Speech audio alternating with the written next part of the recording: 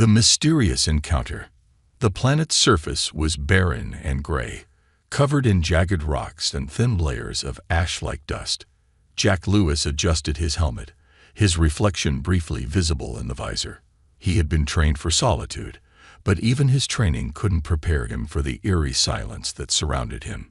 Every step he took seemed louder than it should have been, the crunch of his boots echoing in the emptiness. Jack's mission was simple, or so he had been told. Land, collect samples, and leave. The planet, designated Cillian 7, was unremarkable in every way the mission brief had described. Its atmosphere was barely breathable, its landscape devoid of life. Yet the readings had shown faint traces of something unusual, something the scientists back on Earth couldn't explain. As Jack bent down to collect a sample of the gray dust, a strange sensation prickled the back of his neck. He froze, his gloved hands hovering above the ground. It was the feeling you get when someone is watching you, but that was impossible. He was alone, completely alone. He scanned the horizon, his eyes narrowing at the distant hills. Nothing moved. "Pull it together, Jack," he muttered to himself, his voice muffled inside the helmet. He returned to his work, but the unease didn't leave him. He felt it again, stronger this time, like a faint vibration in the air. Before he could react, a soft blue mist began to swirl around him. It seemed to come from nowhere, rising from the ground and drifting down from the sky all at once. Jack stumbled back, his heart pounding. "What the?"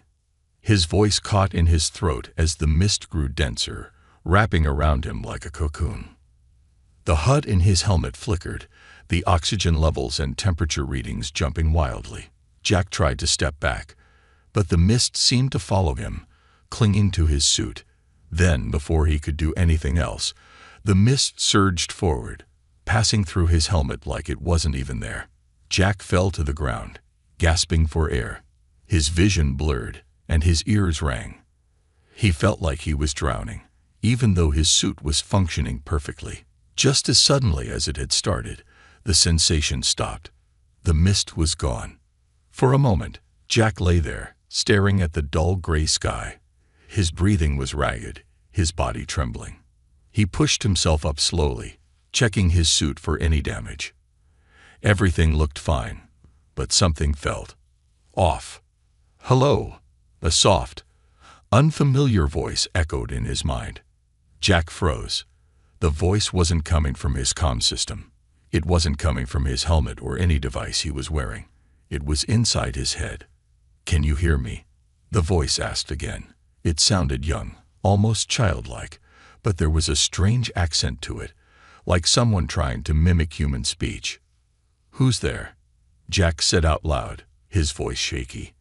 He looked around, but the barren landscape was as empty as ever. "Oh, you can hear me," the voice exclaimed, sounding both surprised and delighted. "This is amazing. I've never been inside a human before." Jack's blood ran cold. "Inside a what?" "Oh, sorry. I didn't mean to scare you," the voice said quickly. "I didn't think this would actually work. I'm Lyra.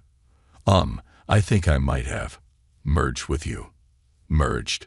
Jack repeated, his voice rising. "What does that even mean? Who are you? What are you?" "I told you, I'm Lyra," the voice said again, almost defensively. I was kind of floating around, and then you showed up. I didn't mean to end up in your head. It just happened." Jack's mind raced. Was this some kind of hallucination? Had the mist poisoned him? But he felt fine, physically, at least. Mentally, he was struggling to keep up. "This isn't real," he muttered. "It's not real. I'm just imagining things." "I'm real," Lyra insisted. "I can prove it. Look over there." Before Jack could argue, his eyes were drawn to a movement on the horizon. A shadow darted between the rocks, too fast for him to get a good look. His breath caught in his throat. Something was out there. "See," Lyra said proudly. "I can see through your eyes. Isn't it cool?" Jack stood frozen, his heart pounding. He wasn't alone, not on the planet, and not in his own mind. The unlikely bond. Jack stood motionless, staring at the distant horizon, where the shadow had disappeared. His mind screamed for answers, but his body refused to move. Was the voice in his head controlling him? Or was it fear? "Why aren't you running?" Lyra's voice chimed in, light and curious, as if they weren't in the middle of a crisis. "Because I don't know what's happening." Jack snapped, his voice echoing inside his helmet. "Who are you? What do you want?" "Right now, I want you to keep breathing," Lyra said calmly. "If you stop, I stop too. So, maybe move." Jack gritted his teeth, but his survival instincts kicked in. He started walking. No, running, away from where he saw the shadow. Each step was heavy, his thoughts racing faster than his legs. The voice hadn't gone away. It hadn't faded like a bad dream or some hallucination. It was still there, chirping in his head like it belonged. "I'm sorry, okay," Lyra said, sounding a bit embarrassed. "I know this is weird. I didn't mean to, well, exist inside your brain. But this planet's energy is unstable, and your body just seemed safer." "Safer," Jack panted, glancing over his shoulder. "What does that even mean? And how are you in my brain?" "Well," Lyra hesitated, "you have these pathways in your mind. Your neurons, I think you call them. They're perfect for storing energy. I just slipped in." "Slipped in?" Jack's voice rose in disbelief. "You're an alien stowaway in my head. I prefer guest," Lyra corrected with an air of dignity. "And technically, I saved you. That mist wasn't random, you know. It was meant to break you down." Jack slowed his pace, his breath heavy. "Break me down? Like, kill me?" "Not exactly," Lyra said quickly. "More like dissolve you into pure energy. It's a process we use to extract resources. I kind of stopped it." "Stopped it?" Jack shouted, stumbling to a halt. "Why didn't you stop it before it started?" "I didn't know humans would even come here." Lyra defended herself. "Your species wasn't supposed to find this planet for another 100 cycles." Jack leaned against a jagged rock, trying to calm his racing heart. "You're telling me my brain is now an alien hotel, and I'm alive because you felt sorry for me?" Lyra was silent for a moment. Then softly, she said, "I didn't feel sorry for you. I was curious." Jack froze again, his anger mixing with confusion. "Curious?" "Yes," Lyra admitted. "Humans are strange. Your thoughts, your emotions, they're chaotic, but they're fascinating. I've never seen anything like it." Jack didn't know whether to laugh or scream. He stared at the rocky horizon, his mind a whirlwind. If this thing, this Lyra, was telling the truth, then he owed her his life. But he still didn't trust her. Not yet. "Okay," he said finally, his voice steady but tense. "If you're really stuck in my head, prove you're useful. What was that thing I saw earlier?" "The shadow." "Ah, the predator," Lyra said, her voice darkening. "It's one of the planet's protectors. Think of it as a living alarm system. It hunts anything that doesn't belong." Jack's stomach turned. "And I'm guessing I don't belong." "Nope," Lyra said cheerfully. "But don't worry. I can help you avoid it. I know this planet inside and out." Jack narrowed his eyes. "Why would you help me?" "Because if it catches you," Lyra said matter-of-factly, "it'll probably destroy me too."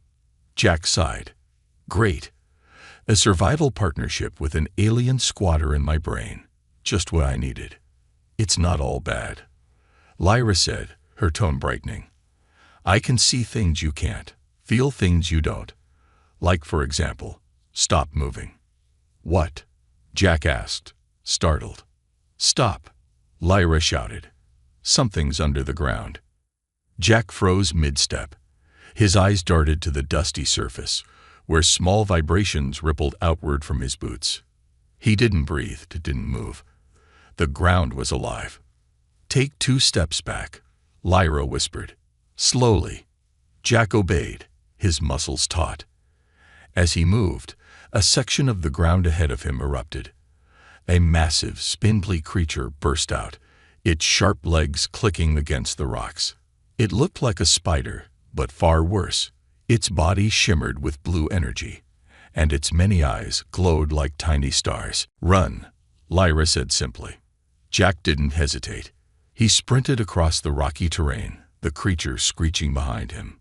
His lungs burned, his legs ached, but adrenaline kept him going. Lyra guided him, shouting directions in his head as he zigzagged through the landscape. Left. Now right. Jump over that crack. Somehow he managed to stay ahead of the predator.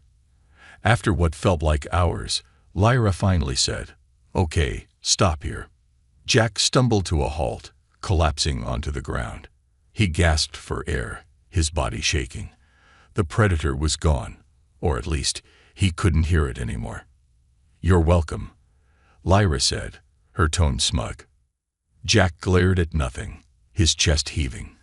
"I didn't ask for this. And yet here we are," Lyra said, almost teasingly.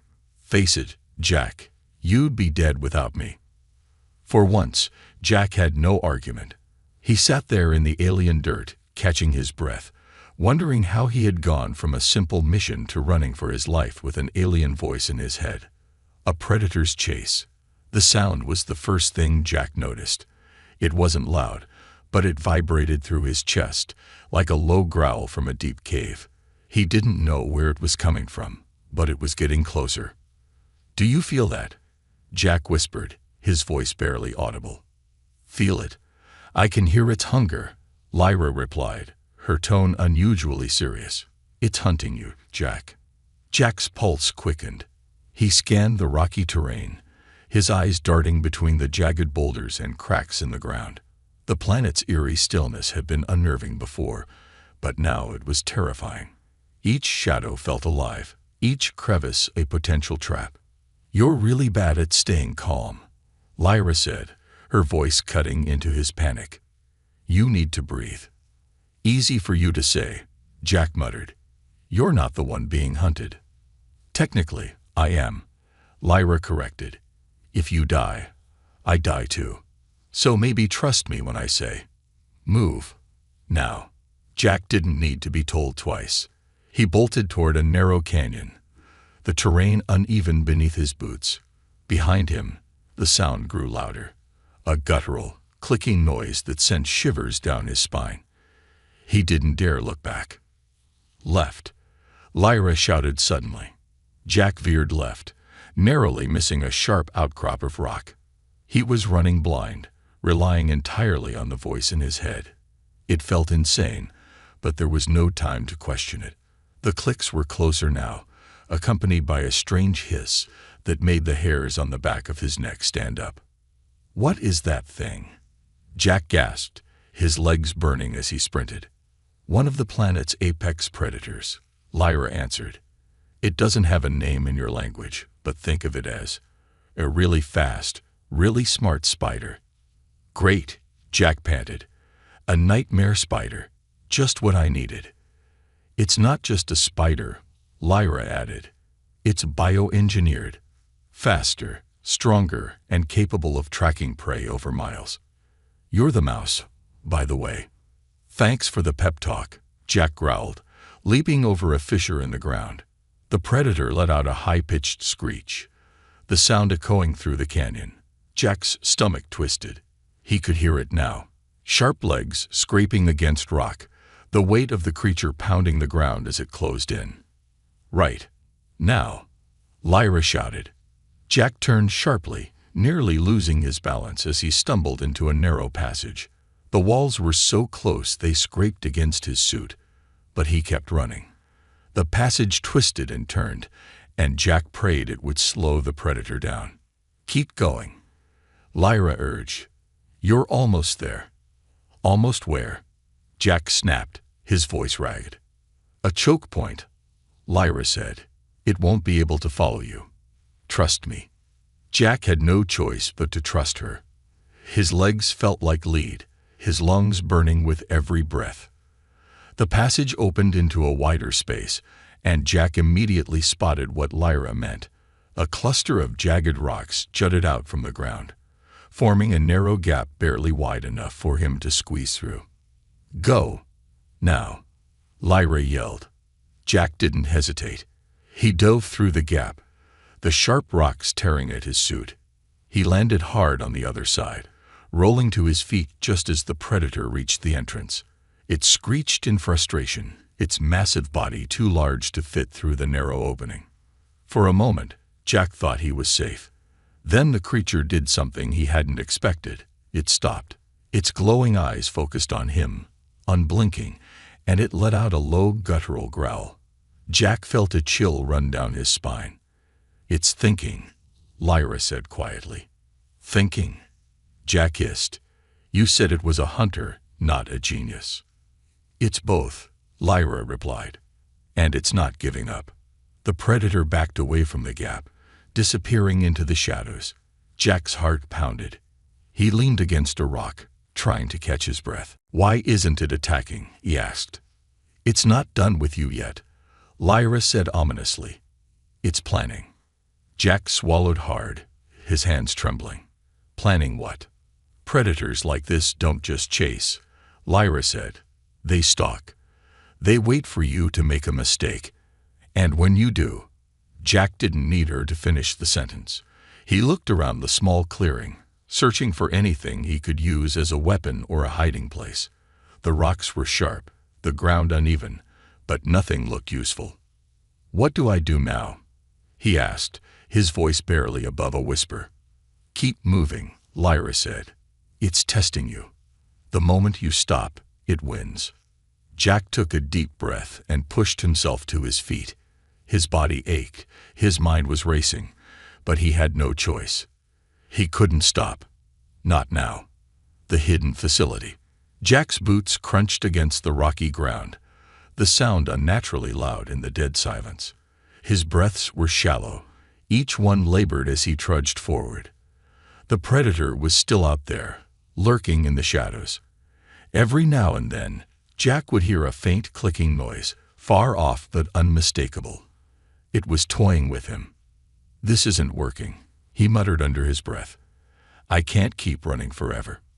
"You won't have to," Lyra said confidently. "We're close."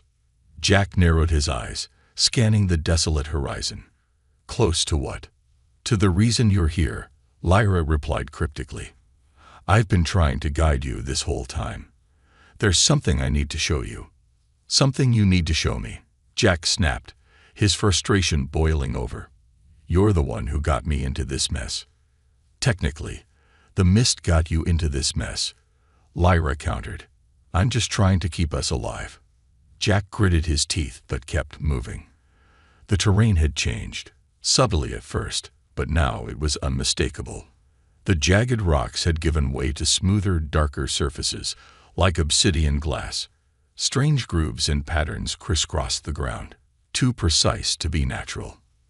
"What is this?" Jack asked, slowing to a stop. "The edge of the facility," Lyra said. "This planet isn't just a planet. It's an experiment, and you're standing on the control panel." Jack stared at the ground, his mind racing. "An experiment? What kind of experiment?" "The kind that watches," Lyra said. "For centuries, this place has been observing, recording, learning. Not just about the creatures here, but about your kind too." Jack felt a chill run down his spine. "My kind? You mean humans?" "Yes," Lyra said softly. "Humans have always been fascinating to us. Your adaptability, your resilience, it's unlike anything we've seen. This facility was built to study that." Jack shook his head, trying to make sense of it.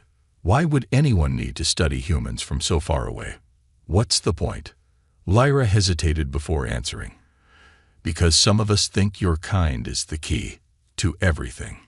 "Everything," Jack repeated, incredulous. "That's not an answer." Before Lyra could respond, the ground beneath Jack's feet began to hum. A soft, pulsing light spread across the dark surface, illuminating intricate lines that formed a vast, glowing pattern. Jack took a step back, his heart pounding. "What's happening?" he asked. "I activated it," Lyra admitted. "I had to. The facility recognizes me. It'll open now." "Open?" Jack's voice rose. "Open to what?" As if on cue, a section of the ground ahead of him began to shift. A seam appeared, and with a deep mechanical groan, a massive hatch slid open. A narrow staircase descended into the darkness below, bathed in the faint blue glow of the facility's lights. "This is insane," Jack muttered, staring at the entrance. "You want me to go down there?" "It's the only way," Lyra said urgently. "If you stay out here, the Predator will find you. Down there, we have a chance." Jack hesitated, his instincts screaming at him to turn back. But the faint clicking noise was growing louder again, closer. He didn't have a choice. "Fine," he said, swallowing hard. "But if this is a trap, I'm taking you down with me." "Fair deal," Lyra said, her voice tinged with amusement. Jack descended the staircase, his hand gripping the railing for support. The air grew cooler as he moved deeper into the facility, the glow of the walls reflecting off his visor. The space opened up into a vast chamber, filled with alien machinery. Tall, sleek structures hummed with energy, their surfaces covered in glyphs Jack couldn't begin to understand. "What is all this?" he whispered, his voice echoing in the cavernous space. "Data storage," Lyra explained. "Memories, recordings, simulations. Everything this facility has learned about humans is stored here." Jack walked cautiously between the towering structures, his eyes scanning the strange symbols. He couldn't shake the feeling that he was being watched. "You said this place studies humans," Jack said. "But why? What are you trying to learn?" Lyra hesitated again. "Not me. Them." "Who's them?" Jack pressed, his voice rising. Before Lyra could answer, a loud alarm blared through the facility.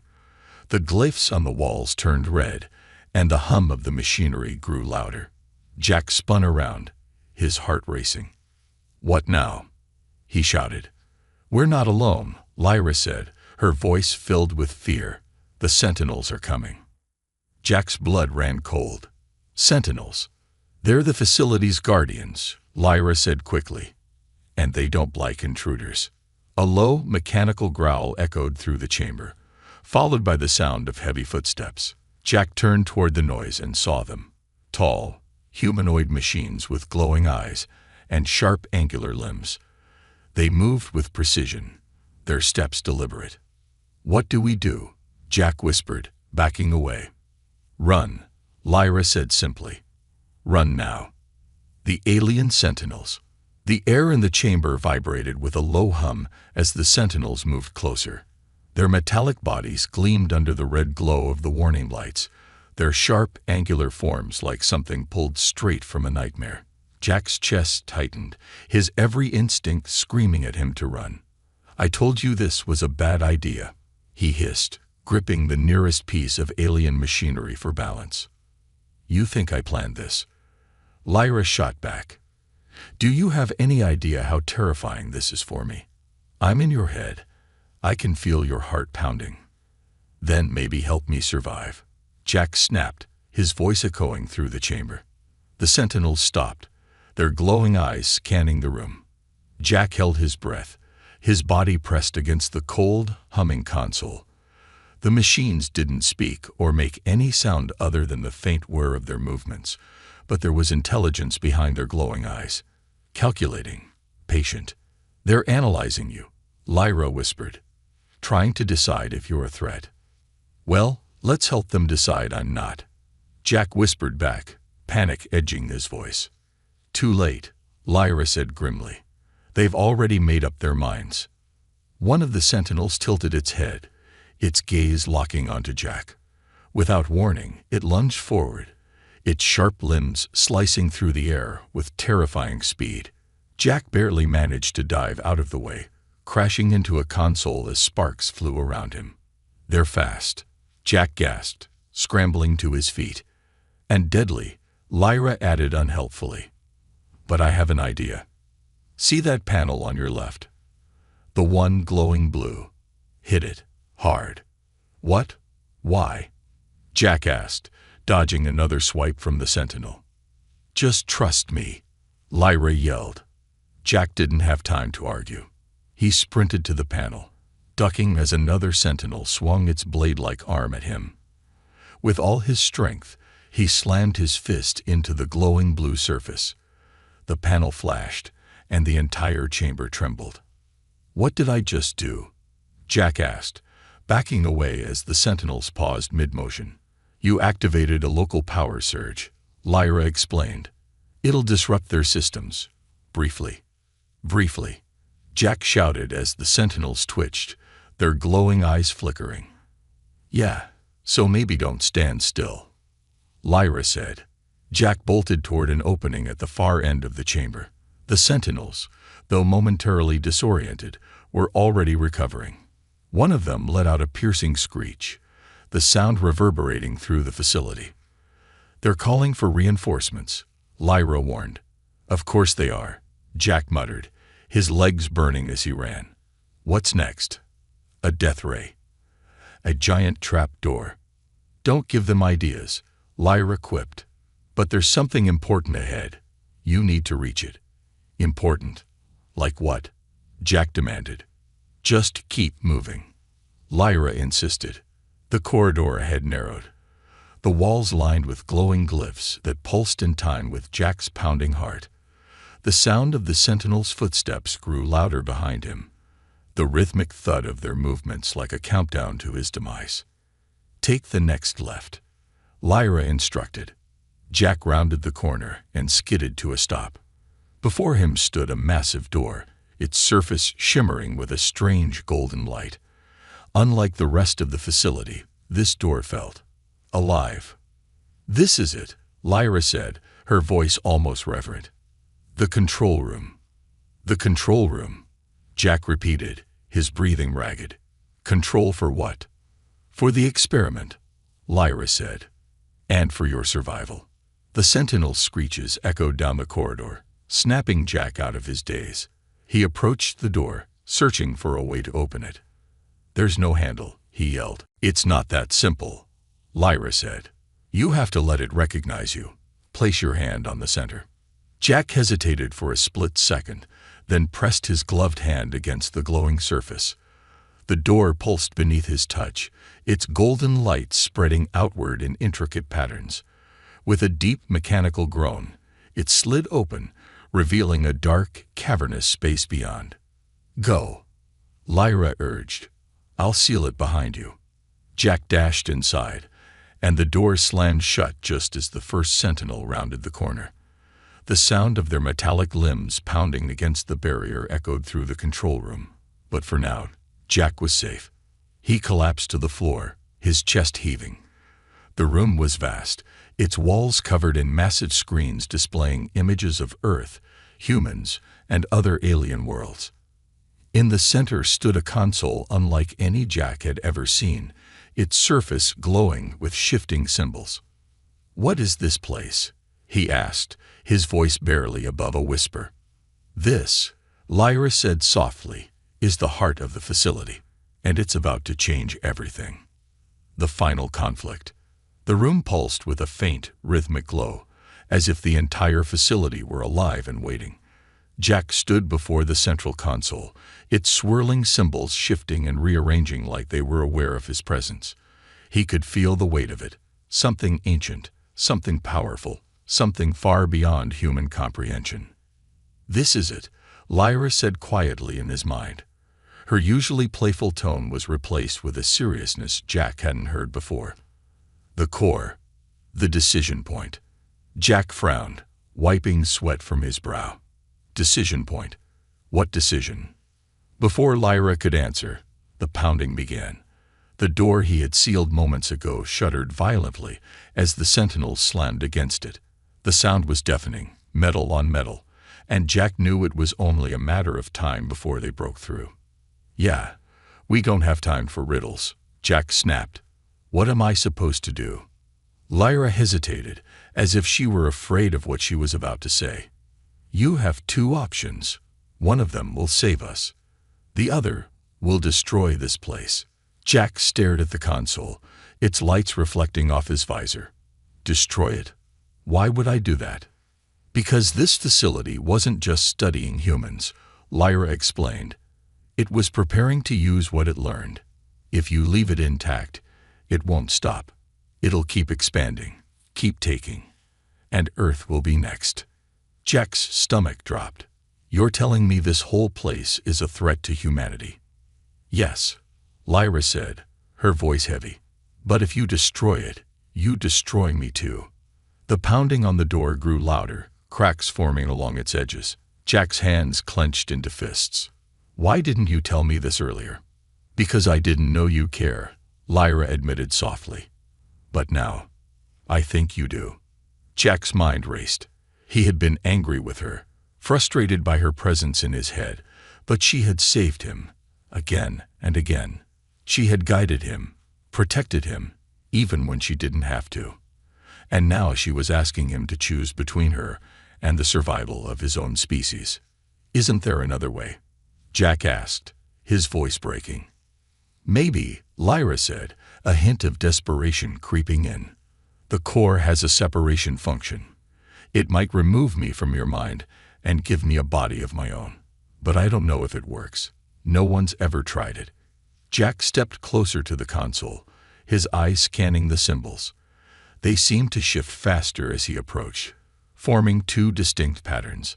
One glowed red, the other blue. The choice was clear. What happens if it doesn't work? Jack asked, his voice barely above a whisper. Then we both die, Lyra said simply. The pounding on the door reached a fever pitch, and with a deafening crash, the sentinels broke through. Jack turned to see their glowing eyes piercing the darkness, their razor-sharp limbs gleaming as they advanced. We're out of time, Lyra shouted. Jack, make the choice. Jack's heart pounded in his chest as his hand hovered over the console.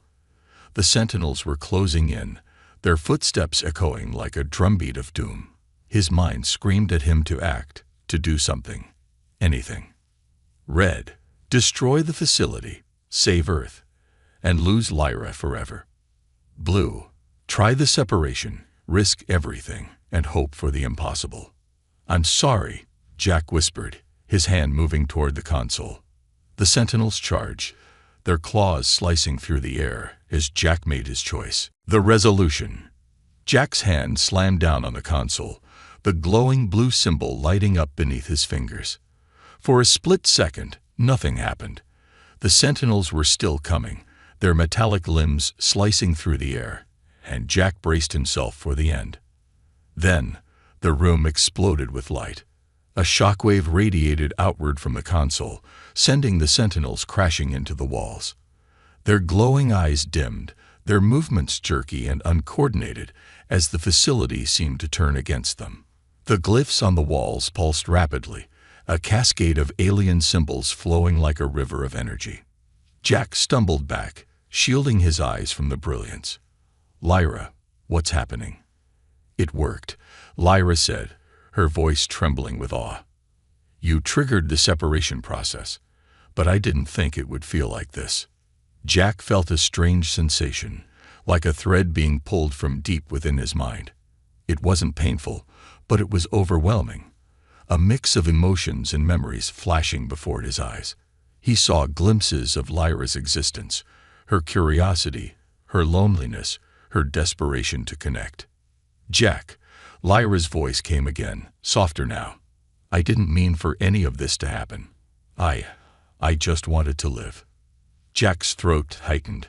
You'll make it. You have to. The console emitted a high-pitched hum, and suddenly, the light converged into a single point in the center of the room. It swirled like a miniature galaxy, colors shifting and blending in mesmerizing patterns. Slowly, the light began to take shape, a humanoid figure, delicate and otherworldly, with shimmering, translucent skin and glowing eyes that mirrored the glyphs on the walls. Jack stared in stunned silence. Lyra? The figure blinked, its eyes locking onto his. When it spoke, the voice was unmistakably hers. I'm here. Jack took a step forward, his legs unsteady. It worked. You're alive. I think so, Lyra said, looking down at her new body. She flexed her fingers, her movements tentative and curious. This is incredible. Before Jack could respond, the facility shuddered violently. The lights flickered, and a deep rumbling noise echoed through the chamber. What now? Jack groaned, glancing at the damaged sentinels. They were still twitching, but the facility itself seemed to be destabilizing. The separation overloaded the core, Lyra explained, her voice urgent. This place is collapsing. We need to get out. Jack nodded, adrenaline surging through him. Is there a way? There's a ship, Lyra said, already moving toward a hidden panel in the wall. She pressed her hand against it, and a hidden door slid open, revealing a sleek alien craft. Come on. Jack didn't hesitate. He followed her into the ship, its interior glowing with soft, blue light. The controls lit up as Lyra placed her hand on a central panel, her connection to the facility evident in how easily she activated the systems. Strap in, she said, her voice firm but excited. I've never flown one of these, but I'm pretty sure I can figure it out. Pretty sure? Jack asked, buckling himself into the co-pilot's seat. That's not exactly comforting. The ship roared to life, its engines humming with a power that vibrated through Jack's bones. Lyra grinned, her confidence growing as the controls responded to her touch. The craft lifted off just as the chamber began to collapse, debris crashing down around them. They shot out of the facility, the ship weaving through narrow tunnels as Lyra piloted with surprising skill.